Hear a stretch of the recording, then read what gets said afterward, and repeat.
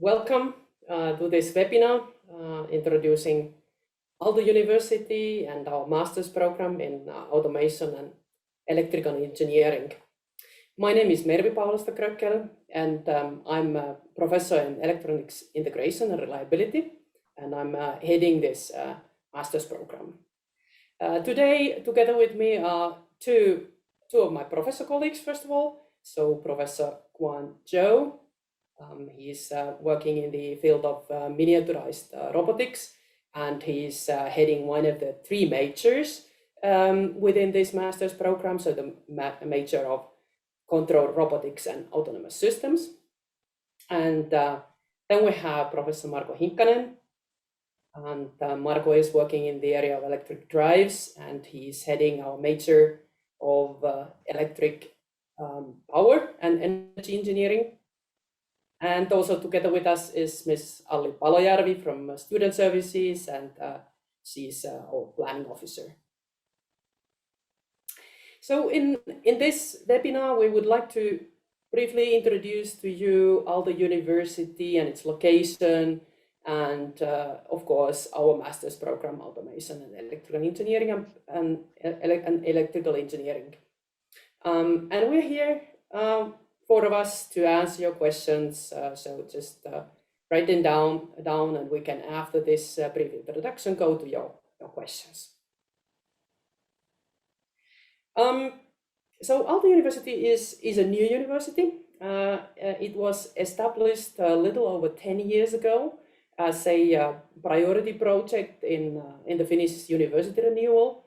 So the idea was to really create a completely new, innovative university, which is merging science and technology, design and art, and business and economics. Now, although Aalto University under the branch Aalto is new, it is though based on three very traditional, strong universities in Helsinki area. So those together built a modern dynamic university, which competes among the top universities in the world. So being international, this is a key value for us. We have approximately 12,000 students, and out of those, 3,500 are actually international students, representing roughly 100 nationalities. We promote entrepreneurship. We see close to 100 companies founded each year in our innovation ecosystem, and many of those being founded by our students. So together, this multidisciplinary university, our close ties to the industry, and the active startup scene, all those together provide excellent career possibilities. Now, our academic results have been advancing actually very well. So this is reflected in the international recognition and university ranking results for Aalto. Remember, there are roughly 20,000 universities in the world. In Europe, 1,000 universities. So here are some of the examples how we position among those. So according to this year's Times Higher Education University rankings, Aalto University ranks 9th out of the world's young universities. That means universities which are 50 years old or younger. And looking at the all top 1,000 universities in the world, we also rank high in, for instance, we're 37th in the most international universities in the world. In the multidisciplinarity in teaching and research and collaboration with industry and other stakeholders, we're ranking 23rd. And also in the impact, Aalto University did well. So we were 47th when measuring universities' research on responsible consumption and universities' approach to sustainable use of resources.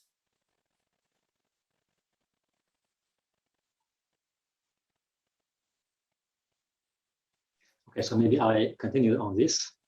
So the Aalto University campus was designed by famous Finnish architect Aalto, and it's actually in a peninsula with lots of forest, natural protection area, and all surrounded by sea. And it's different from the traditional university campus. The Aalto University campus is actually designed to emphasize research and better support of multidisciplinary cooperations.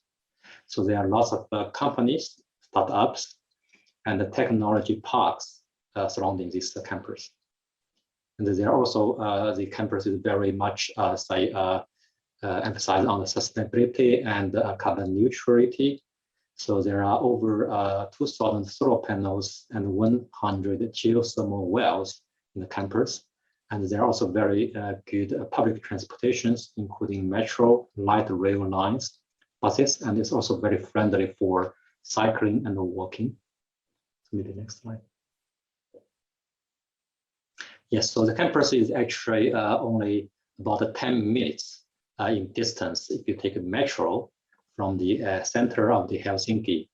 And if you can see, actually, this is the campus is not in Otaniemi, which is just outside the border of Helsinki. So it's in the Great Helsinki metropolitan area.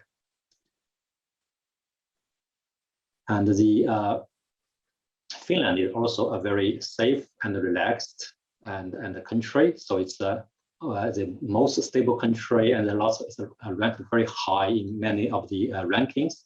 For example, the freest country and the safest country, and the best government with the best governance and the least crimes. And it's also the third most gender equality country, and the second best country to be a girl, for example. And by these UN statistics in 2021, Finland is also the happiest country in the world. And actually almost all Finns speak English.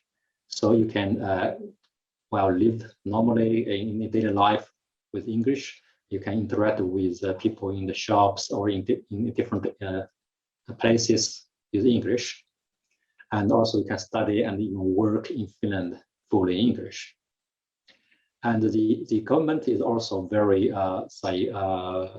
transparent, as well as the organization in university. So there are very little hierarchy in the systems. So people are more, we are doing business or administrations in a more kind of flat way. And the Finland, of course, is also have a very high livability index, and as I just mentioned. And as Mary mentioned, the startup culture in Finland is also very good, and also especially in Aalto University. So there are more than 50% of companies founded in Finnish universities are from Aalto University. And the next slide. Yes. So the master program in automation and electrical engineering is a very popular program, which have a very good, excellent career opportunities in both public and private sectors. So most of our graduates actually find jobs before they even have graduated. The program, of course, is taught in English, and with duration of 2 years, about 60 credits per year. And students have very versatile background from different topics in engineering. So probably I will stop here and Marco can continue. Okay, I will continue from here. So we have a few slides about our master's program. So we have like a large number of interesting courses relating to different but very relevant themes. We will discuss them later. So we have 3 majors in this program, and these are very flexible, these majors. So it allows you also to use your own vision if you have such already in mind, and if not, we have prepared like good structure or guidelines how to proceed with your courses. We have some project work-based learning and also laboratory training here. And our both students and teachers, many of them are international. And our equipment in laboratories and in lecture halls and at the campus, we have like high-tech equipment here. Our learning services are highly responsive. Ali is introducing here like that part, and we have very relaxed atmosphere here. One of our strengths is that many of our master's thesis projects have been done and can be done in industry, but also in research groups. So I think it depends on the field, but it might be that even majority of the thesis in many fields has been done in collaboration with industry or based on industry funding. Maybe next slide. So about these themes or these majors, we have like one is dealing with various kind of autonomous systems, including self-driving vehicles and drones and like robotics in general, also factory automation. Then one of the majors deal with renewable energy systems, smart grids, power electronics, and also their control, electric machines, and this kind of energy-related topics. Third one is about smart and embedded electronic systems, and especially intended for various health technology applications as well as industry applications. This shows the structure of the program and also these three majors that you can choose. And we have joint courses there that are common in the whole program. And they are in total 20 credits. Then we have compulsory courses in each major. So 20 credits also compulsory major-specific courses. And then 25 credits are such that those can be selected in a very flexible manner. We have some study paths which help that selection. So you can just choose like well-defined study path, or you can prepare your own. And 30 credits comes from master's thesis work. And then in addition to those, we have then 25 credits of elective studies that you can choose very freely. Maybe, yeah, this slide shows like how these various courses are as function of time. So you can see at the upper level, like year one, autumn courses. So then there are like this compulsory program level embedded real-time systems course, and then compulsory major level courses. Then those numbers, Roman numbers 1, 2, and until 5, they refer to periods. So then like in the middle, you can see year one, spring period. Then we have one of our flagship courses, project work course, where students are creating like very nice project works, which are instructed by our doctoral students. In typical cases, also professors may instruct this kind of project works. And then we have like nice gala at the end of the course. Then maybe no need to go all these details here, but at the end, typically is the thesis work. So it is an independent and individual project, like mentioned, 30 credits. And the subject is typically closely related to the major subject. And I think that's all relating to this slide. So, and now Mervi can continue this. Yeah, so very large part of the master theses are actually done in the industry. So altogether, we do very close cooperation with the industry, obviously also with research institutes and other international universities. But yeah, so these are just some of the examples here. So there are large Finnish companies, there are large international companies having a strong presence, maybe some operations in Finland, but typically companies obviously which have R&D, research and development activities strongly in Finland. There are of course also many medium-sized companies, small innovative companies, for instance, in the area of robotics or advanced sensors, and of course many partner universities.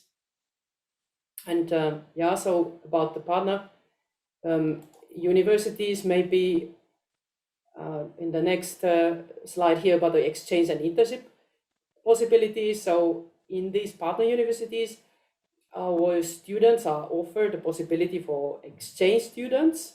So there are in the partner universities long list of major European universities where then the students typically spend 1 semester.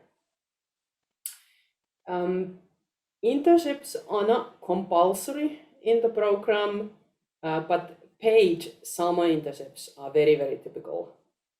So like already Kwan also mentioned, so the employment situation is really good, and actually very large part of our students are working part-time aside of their studies. So the 4th, 5th year students, I think it's more likely that the student is working part-time during the studies than that is not he or she is not working.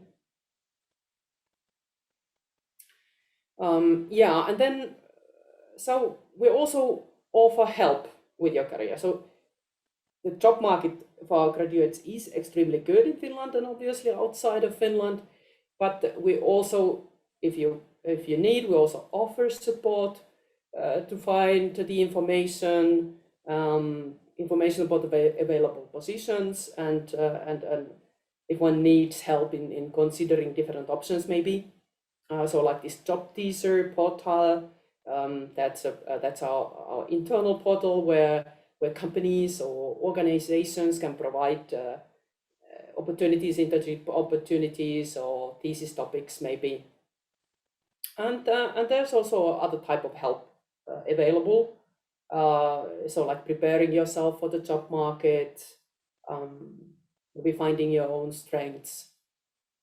And specifically this Aalto mentoring program, it is mainly for Aalto employees, but also for students. So there has been occasions where our alumni is supporting our students in by sharing their specific experiences.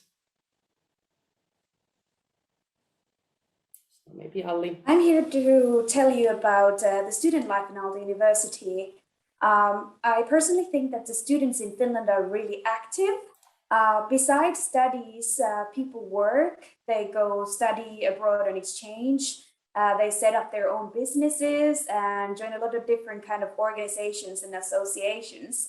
And of course, not everything is for everybody, but there is definitely something for everybody. And I think a big part of the student life here is our beautiful campus in Otaniemi. And we're now doing our best to get back to the campus. And it's certainly starting to look good. And it's exciting times now that we're also finding the middle ground of combining the contact teaching and remote studies. But now that we have our campus opening up again, the vibrant Aalto community is also waking up from kind of like the hibernation time during the COVID. And now there's a lot of things to do here. So a lot of organizations have different kinds of meetings and events, and visits, for example, to companies and sites. So you can participate to the things that you find interesting. And of course, there's a lot of different kind of clubs that organize these events. So there's different hobby clubs, for example, in sports, games, music, theater, and so on. So there definitely is something for everybody. And if there isn't a club that you wanted, it's always a possibility to create a new one for the student union here. And as Helsinki is the capital city of Finland, and the Helsinki metropolitan area is the most populated area in the whole country, there's a lot of things to do outside of the campus as well. So you can also meet people from other universities and universities of applied sciences, but of course you can go totally outside of the university scene here. So you can come here and find your thing.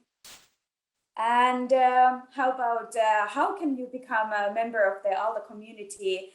Well, first of all, I will soon send you guys these links. There's the admissions page where you can find a lot of good information, as well as I will send you a link to our program page on Aalto University's website. And we have our application period opening up soon. And this year it will be from 1st of December until the beginning of January. And we have our application period open once per year. So we will be waiting for your applications. From these pages that I will soon post in the chat, and you can see from the slides as well, you can find, for example, application instructions, tuition fee and scholarship information, and admission requirements and application instructions. So I will soon send you the links to the chat. So let's watch a video while I do that.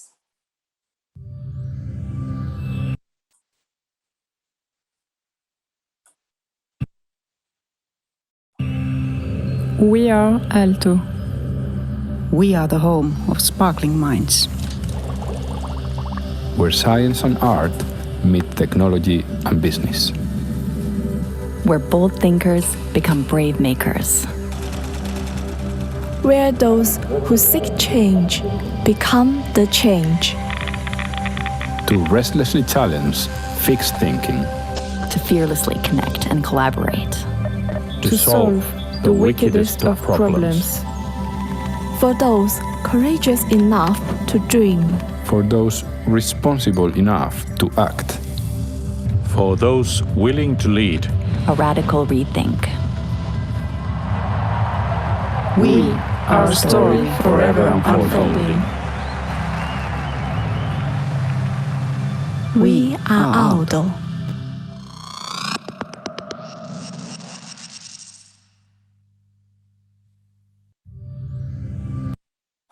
So now it's the time to ask us questions, and I think there's already some good questions that have come to the chat box. So Mervi, shall we start with taking a look at what kind of questions we have received? Yes, absolutely. So maybe already there was one of the first questions was, is your focus mostly in electrical engineering or in control and automation? So maybe you already became clear while Marco was presenting this that yes, it is in both. So it is a very large program, in fact. So we have about 100 graduates every year, and in fact, robotics, control, and automation is the biggest one. But we have very strong presence also in electrical engineering, specifically in this electric power and energy engineering, which Marco represents here.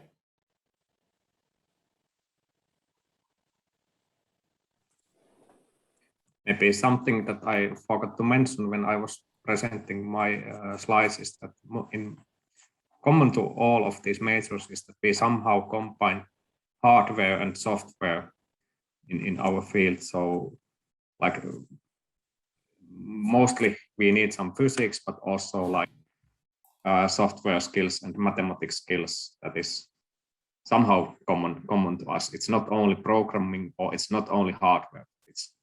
combination of them.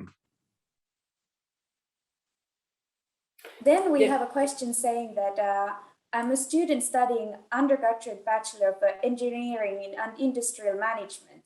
Upon graduation, will I be able to apply to the automation and electrical program at Aalto University without strong background in electrical engineering? Mervi.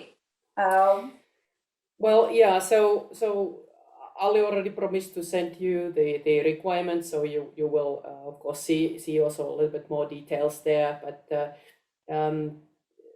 different backgrounds are possible, even though I have to say that, well, electrical engineering is one of the typical backgrounds as a bachelor. Obviously, other natural sciences, physics, mathematics are equally welcome, and programming is certainly one of the skills that is needed actually in all of our majors. Would Marco want to add something about the general requirements? Maybe I can add something. For I think in our AE program, there are still 3 majors. So the requirements are, well, there's a common part, but there are maybe slightly different emphasis. Excuse me. So probably for our control robotics, so we probably require a little bit. Sorry, I'll take some water. Yeah, we require some kind of background in control, probably not too much on electrical engineering, but if you want to study power, then maybe Marco can say something about that. Yeah, it's in our major, it's important that there is like enough background studies in electrical engineering. And then some of the topics in our major are such that also like it helps if you have studied control engineering. So we have these kind of links between majors naturally as well. But like, let's say the electrical engineering is the most important in like that major that I am representing.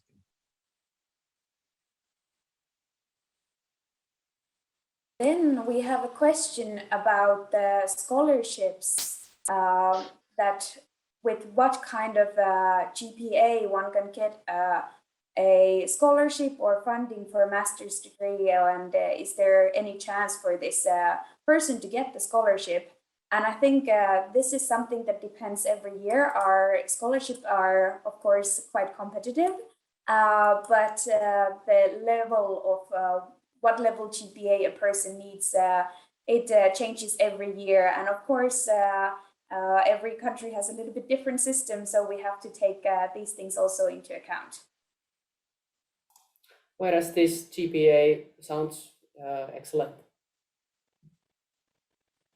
So would have probably a quite good chance. But of course, I mean, there are many topics that contribute. Also the university and also other. If one has some other credentials, have been working in the field and so on. So there are many other things that impact also the final selection then. Then we have a question saying that you mentioned that the program is a combination of hardware and software knowledge. Is it equally distributed on both, or is it focusing more on one? I think this varies a lot. Not only that there is maybe a bit more generally more software skills required, probably in the cross, which Kwan can comment soon, but also in, for instance, in our third major, which is electronic and digital systems. Also there we have some study paths which are very much hardware, and then another path which is more focused on software contents. But Kwan, yeah, please. Yes, I think it's right. So the program is quite diverse because there are 3 majors, and on each major there are different paths. And for cross, I believe many students choose rather say software-oriented direction, but there are also possibility to go to a bit more mechatronics hardware. But of course, I mean, as Mary mentioned, and also more hardware-oriented majors. Yes, and it's same also in like that electrical power and energy engineering major. So in some of its teams, hardware is more important, and in others, software. So it's difficult to say anything specific, but for example, in my own field, I would say it's roughly 50-50. So we are developing algorithms, so it's kind of a software, but our students do not need like that kind of software engineering skills, but they have to have like general understanding how to like implement some algorithm then in real device, like how to design. Maybe I just add that this is also very much depends on the students' interests. Actually, our elective courses are rather free to choose. So it's more like your choice than requirement. Yes, definitely, I agree. Have you professors received some questions that haven't been read out loud yet?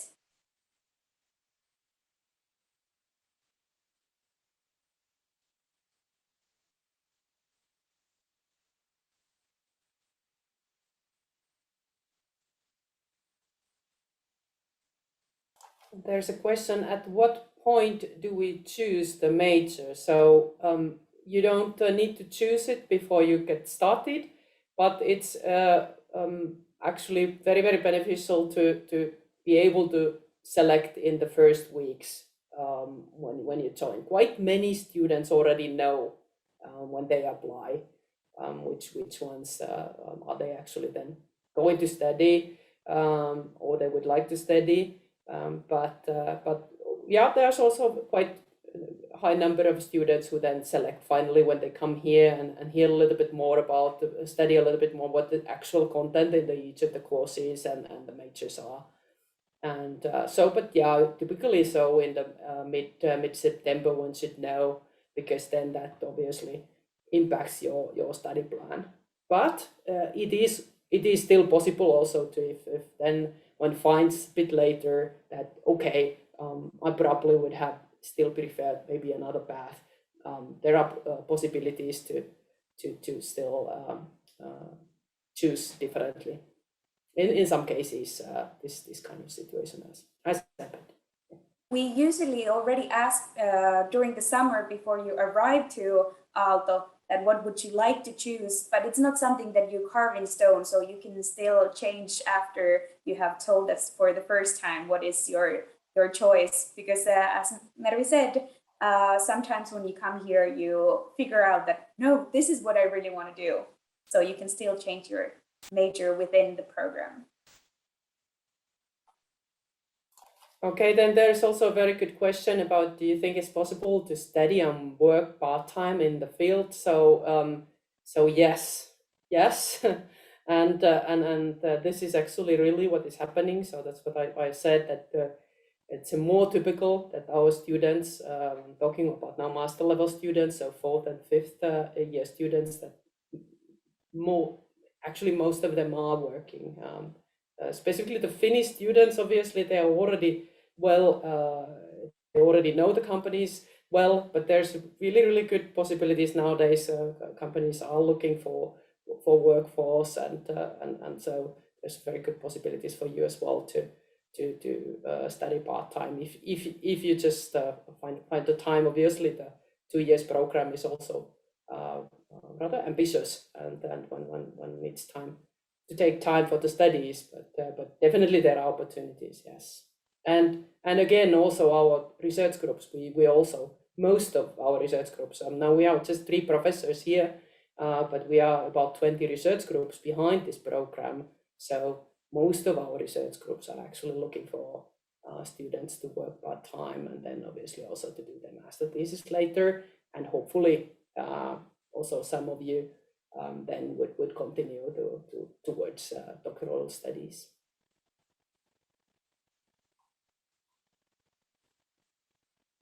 Then we have a question saying that, can we carry out master thesis in industry? Absolutely. Like I said, about roughly half of them are done in the industry. And Marco, you were going to answer, so go ahead. Yeah, I think it depends on the field, but in my field, maybe could be 60, 70, 80%, something like that, which is done in industry. And especially Finnish students, I would say vast majority of them do their thesis in industry. Then in the case of international students, it's maybe a bit less than 50%, but still significant amount. I think this is the same case for the cross major. So most of the theses are done in industry. Then there is a question saying that I want to know if there is any scholarships you provide to study in there.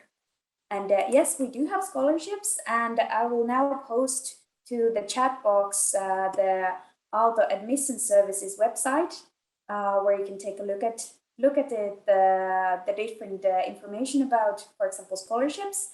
And also, if you have any questions, you can also send us an email to the masters-elec@aalto.fi. So then I will be answering you guys and sending you more precise links where you can find more information about the different scholarships.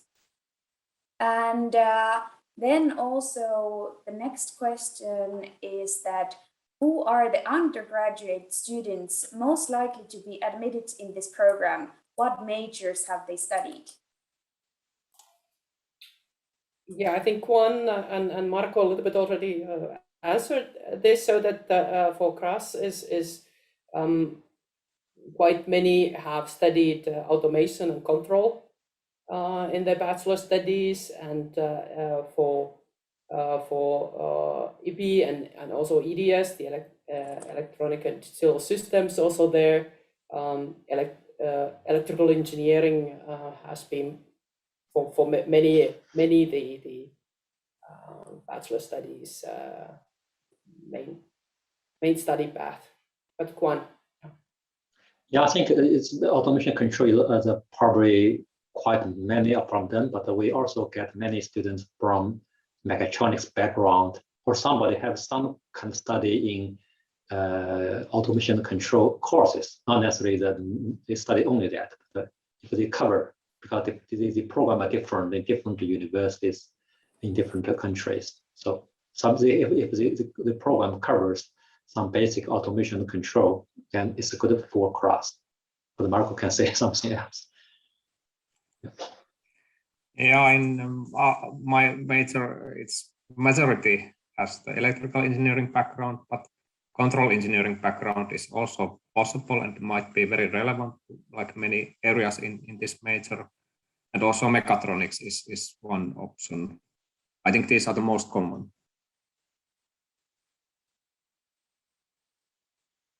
Then we have a question asking, or a person asking that, will the students who didn't get high GPA be considered? I think I can continue with that one. We are not only looking at your GPAs. When you will be applying, we will also want you to send, for example, your resumes showing that you have, for example, if you have any past working experience, and we will take into account your motivation letter, and if you have some other factors that also have to do with or that show you your that you're good for this program. So we will take multiple factors into account. Then we have a question, how many students are enrolling each year in the automation and electrical engineering program? Yeah, so we have students coming two paths. So those are the students from Aalto University who have done their bachelor year. So there's roughly half of the students coming that path. And then we have now in the master student selection, there is, for instance, this year, I think there started 46 students. So this is roughly the figure 45 to 50 of new students to Aalto University starting. Then we have a question saying that, is there any stream related to electrical engineering, like machines and power systems, etc.? Maybe if I try to answer this one. So in this major of electrical energy and power engineering, we have study paths for electromechanics, which is basically about, it focuses on electric machines and also their numerical modeling, like using finite element method, for example. Then we have a study path relating to power systems, a study path relating to like power electronics systems, including electric machine drives. So surely we have a lot of opportunities related to electrical power engineering.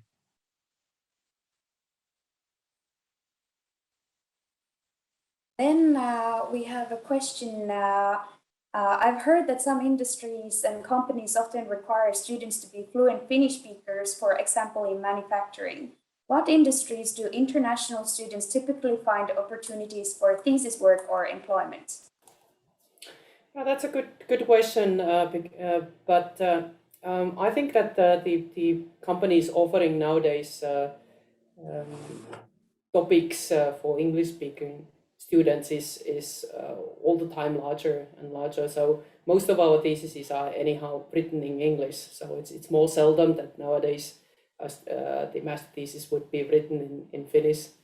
So actually pretty much all the larger companies, and then of course also the new innovative small companies, all of them certainly offer their possibilities equally for international students. And maybe then more the some medium-sized, small Finnish companies, there might be still a little bit of hesitation, but I think also that is improving rapidly now, since of course also these companies see that this is the world that's changing, and of course if they want to find actually students, and if they want to win new engineers in their company, then they have to offer, in fact, also for English-speaking students. So I think that this is getting more and more common. Then please continue. Yeah, I agree. So I was just going to mention that especially here in Helsinki metropolitan area or region, I think the companies, most companies, the official language is English, and it's all the same if the candidate comes from Finland or from somewhere else. They would be very happy to hire international students. I think that is the situation nowadays.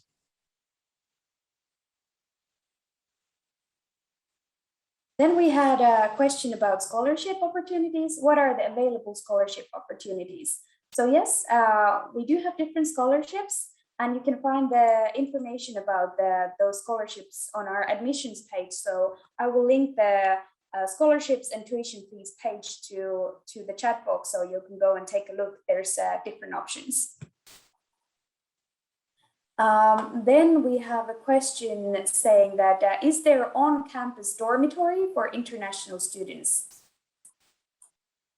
And Aalto University doesn't own dormitories, but in Finland we have student housing associations and organizations who will provide housing especially for students, and some of these are offered by the Helsinki region housing provider, and some of them are also organized by the Aalto Student Union.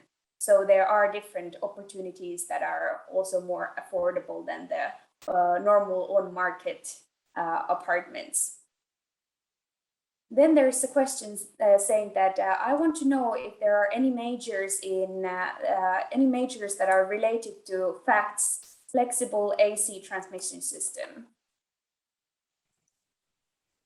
If I answer this one, so in power systems study path, I think these are covered, and we have, depending how you count, 3 or 4 professors who are working in such field that I do not know in detail, but I think that several of them also teach something about facts.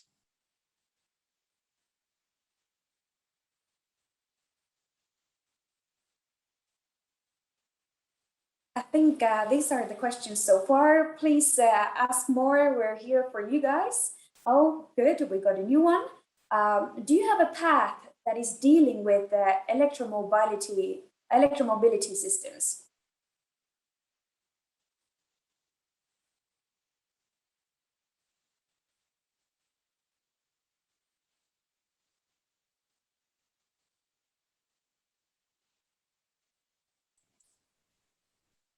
Maybe these aspects relating to electromobility are covered or are somehow scattered to different majors, but maybe, I don't know. I know that you are doing a lot in Kras side and probably also in Mervi's major, but do you have answers to this one?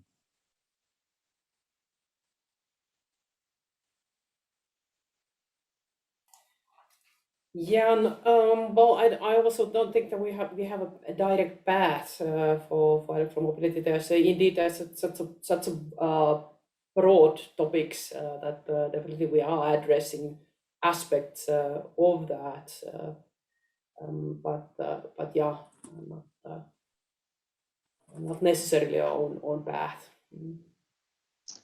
Yeah, I don't know exactly relate to the autonomous driving, but there are no paths for that, but it is possible to study those topics also in this way.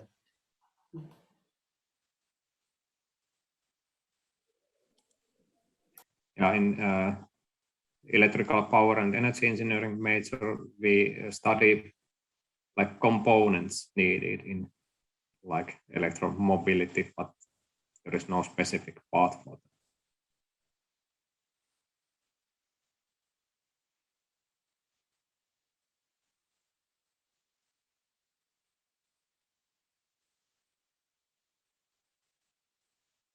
So now there's still some time for you guys to ask more questions, so bring them on.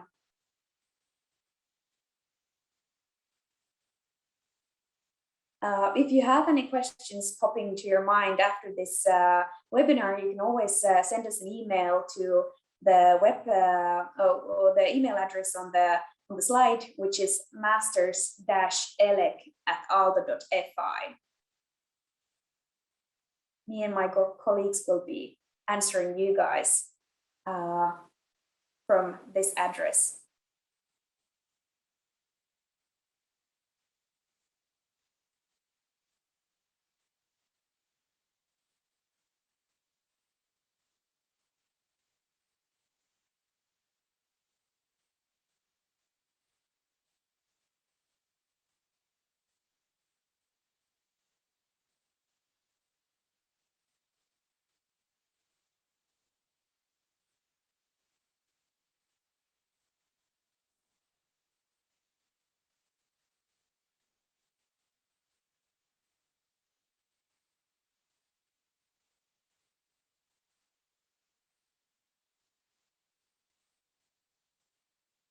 Okay, now we have a couple more questions. I graduated recently and I have some free time. What do you offer, recommend me to strengthen my CV in order to get scholarship?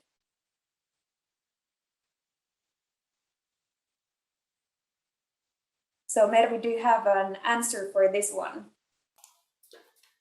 Well, I mean, if you have been working, for instance, in the field and have some recommendation letters, perhaps, so this kind of things will be definitely also considered.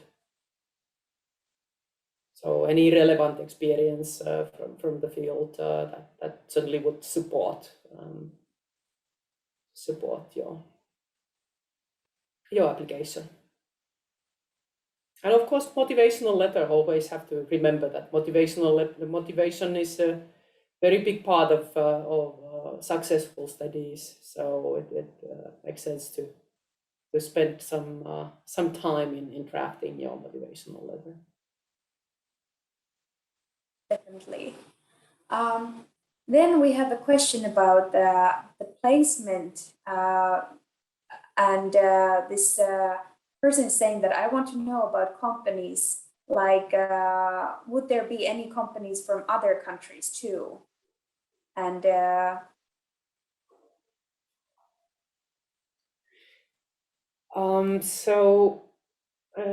any companies from other countries? I'm not sure specifically what this question points to, but so I mean there are many international companies present in Finland, large companies like ABB, which my group is working with. Marco's group is working with ABB, GE Healthcare.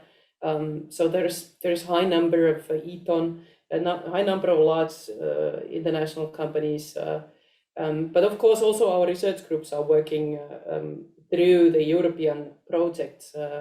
We have so high number of other companies, like for instance, alone if I just think of my research group, we are 12 people. We are in 4 large European projects, where in each of the project there are 40 to even 70 partners.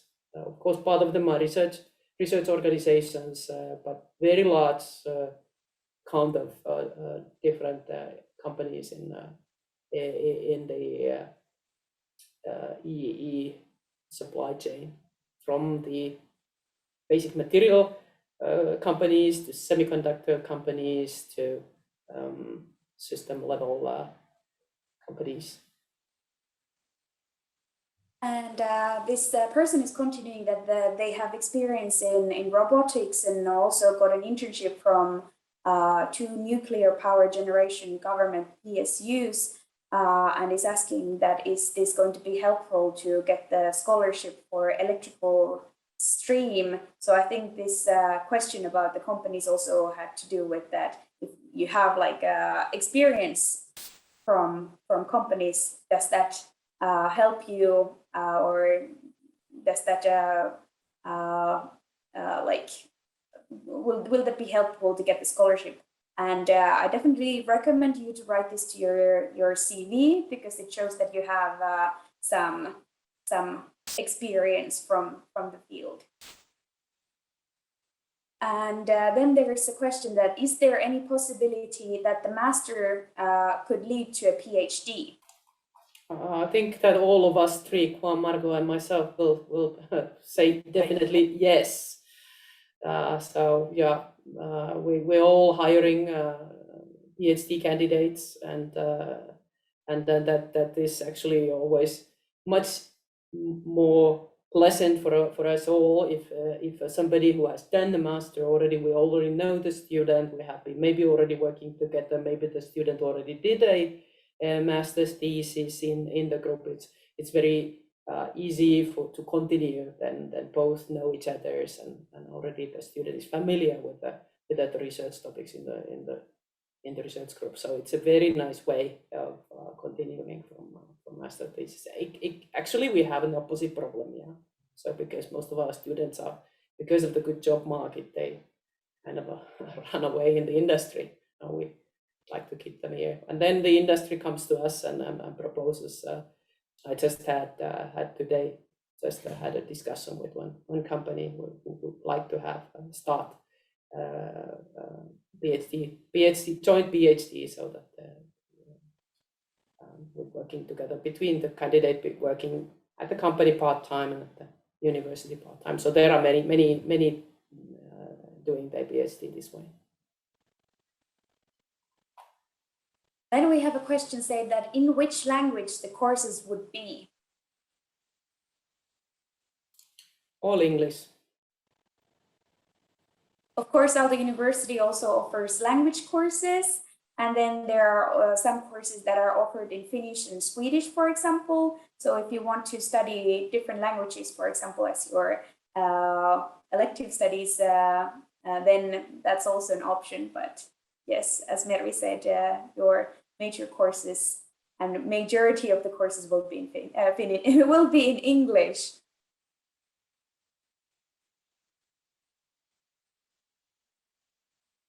We still have a couple more minutes to go, so please ask more questions.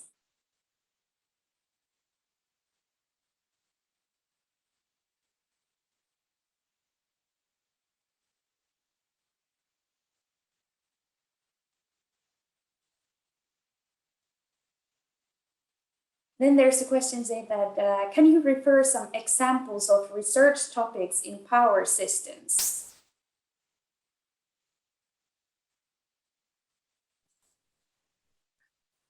So if I answer this, so in power systems, we have two professors who have like big research groups. I don't know, but in total could be maybe, if I guess, 15 to 20 persons in those groups. Then they have like large variety of different topics related to smart grids and like energy system in general. Nowadays, like it's getting more and more important to understand like the systematically or systemically this power and energy systems. So it's not only about electrical engineering, what, for example, Professor Matti Lehtonen is studying, but there is more and more like let's say thermal energy included, like how to combine this kind of different forms of energies. And like I would say that electrical engineering is in the middle still. So we are actively collaborating with experts from other fields, of course. Then in addition to these two professors, we have like two professors also whose area is related to combining power systems and power electronics. So that is becoming more and more important in smart grids, and when we have more renewables and distributed generation, like we need like various kind of, let's say, virtual generators. So instead of those traditional rotating generators in solar power system, for example, we do not have inertia, and that causes various kind of problems. There are like multitudes of different topics. So maybe that's enough from my side. Now, when we're on the topic of research topics, I think we could continue with this one. What about research topics in automation? Well, the research topics in automation also is depending on the research groups. We have actually quite many research groups. So, for example, my research groups is on robotic instruments, on small size robotic devices and systems. We have a research group working on intelligent robotics, so working on this AI-driven kind of learning-based manipulation or autonomous vehicles. And also we have a research on agriculture robotics, and for fundamental also autonomous robotics in the outdoor applications. And we also have research on with service robotics, for elder healthcare, and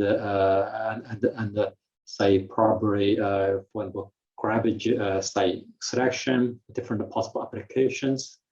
And we also have research on say automation software and factory automation, and also so related to the industry 4.0.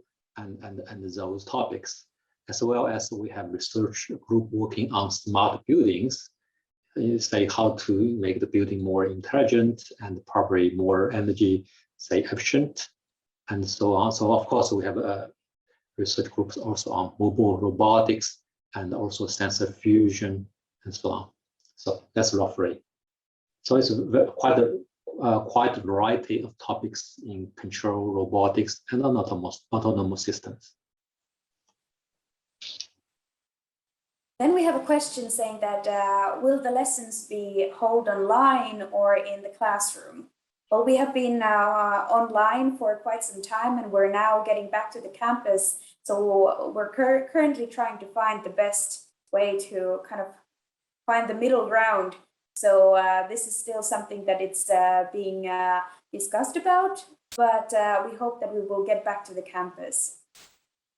And then we have which programming language professors prefer. Is it Python or C++?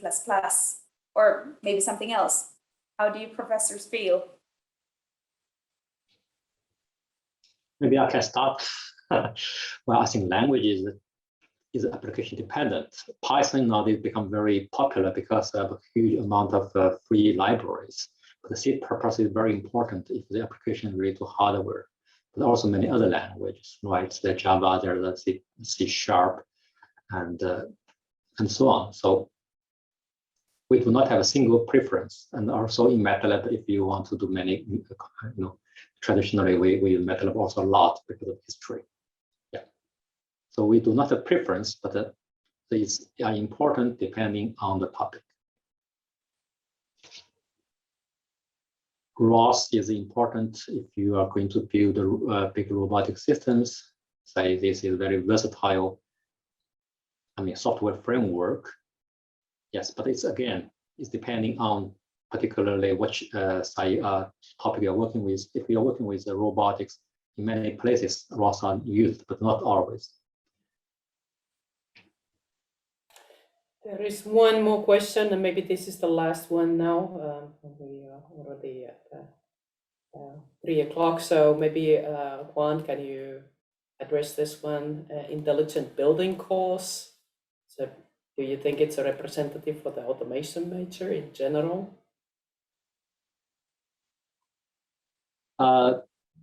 Well, I think automation major is, we have a few compulsory courses on modeling and on control, and then on this automation, and then on sensor fusion.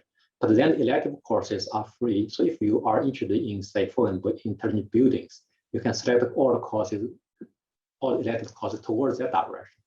So I cannot say it's representative or not, because beyond these 4 or 5 compulsory courses, all courses are elective. So yeah, it's up to also what you are interested in. I see that we're still getting some more questions.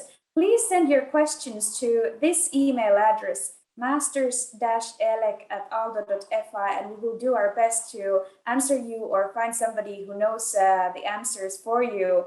So please send an email to masters-elec@aalto.fi. We're now a little bit over time already, so I think it's time for us to say thank you.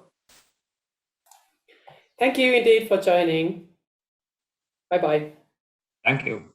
Thank you. Bye. Bye-bye. Thank you. Bye.